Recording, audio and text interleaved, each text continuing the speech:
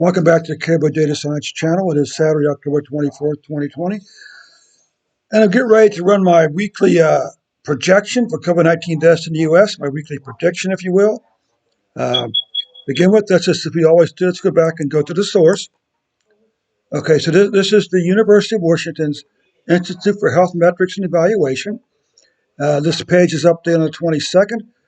So let's come back down here to deaths. And their current model is projecting 385,611 COVID-19 deaths in the U.S. by February 1st. Now let's take a look at daily deaths. The first thing I want you to notice here is this line right up here. Daily deaths is the best indicator of the progression of a pandemic. Okay? Now, this model should look familiar if you follow me on YouTube. This is a smooth or fitted curve. It's used to basically cut through the volatility to the underlying trend. And you can see the trend, as I've been reporting, has been down since April 16th, or maybe April 14th, 15th, or 16th. Okay? And it's still down. Yes, there's a speed bump there, but that bump doesn't really mean anything. Okay? Now, the dash lines are their projections. The top dash line is if nothing changes, and the people who wear a mask, the people who don't wear masks, don't wear masks. This is what's going to happen. Now, what's interesting about this top number here is this will be like the third week in a row where they've lowered this number from 394,000 down to 385,000. Now, if we all wear a mask, the bottom line is what's going to happen. Well, you can call me a cynic, but I don't think people are going to change. You know, if you're wearing a mask, you're going to continue to wear a mask. If you don't wear a mask, you're going to continue not wearing a mask. And like I said, I'm a cynic. You may call me a cynic, but that's what I'm counting on. I'm counting on nothing changing in terms of people's habits. Okay?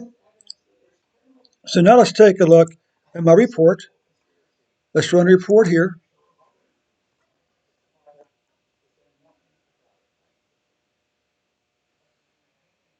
Okay? Now, let's come back up here very quickly. These are cumulative cases, which means they're the total number of cases from the first reported case to anywhere along this line. So between, what's this, January 23rd to March 1st, there were 32 cases and so forth. You can see the numbers keep climbing because you're always adding yesterday's numbers into today's numbers, okay? So the best this thing can do is it can level off. Remember the expression, flattening the curve? And the same way with deaths. Deaths are currently at, 223,000, 224,000 deaths, okay? Now let's take a look here. The current average number of COVID-19 deaths in the U.S. is 937 per day. Now here's where the plot I was talking about before. October 10th, they said 394,000. On October 15th, they lowered it to 389,000. And on October 22nd, they lowered it to 385,000. Now, now, here's my prediction for the next 3 months. November 2021, 233,706 deaths, plus or minus 5%. Okay, I'm giving myself plus or minus 5% on all my numbers. December 1st, 261,895, plus or minus 5%.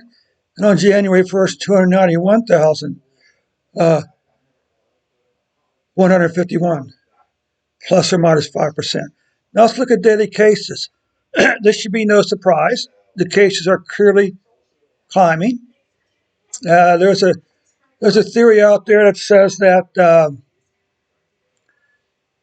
the reason we got these spikes is because people are withholding reports for 4, 5, 6 weeks at a time. Well, I don't think it makes a difference as long as the date on the report is correct, whether it's the date of a death or a date of reported or confirmed cases.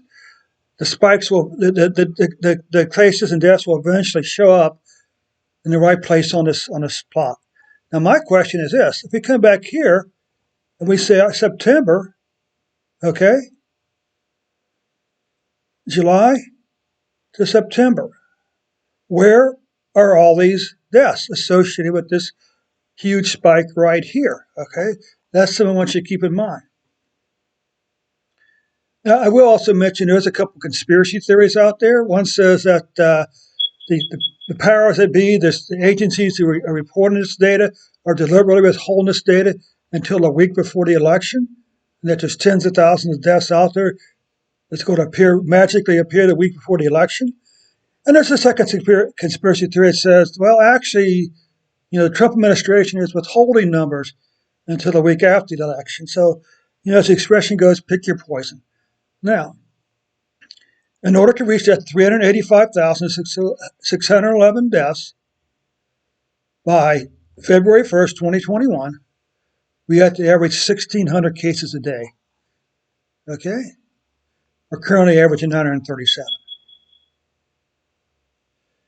Now, if we continue at our current rate of 937 deaths per day, we're going to wind up on February 1st at 318,654, which is a considerable difference between 385,000. Like I say, Washington University keeps changing it, keeps revising this number down.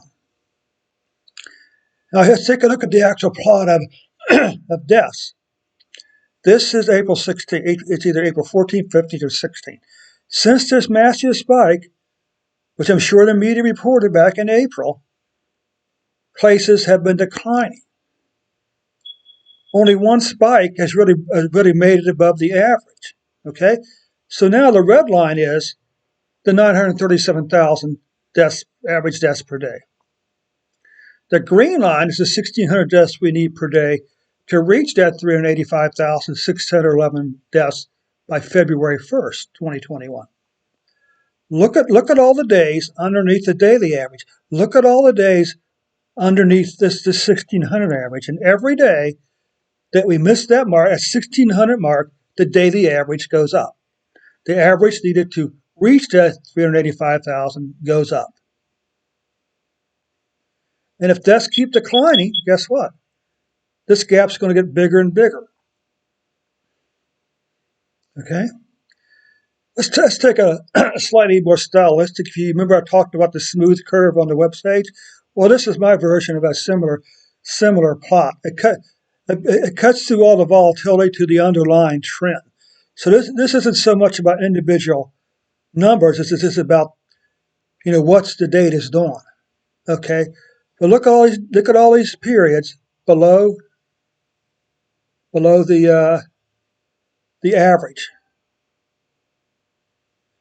Okay, look at this little spike. So hopefully this report is encouraging to you. I also want to encourage you to wear a mask, to practice social distancing, and do avoid crowds when possible. And thanks so much for your time. We'll catch you on the next report.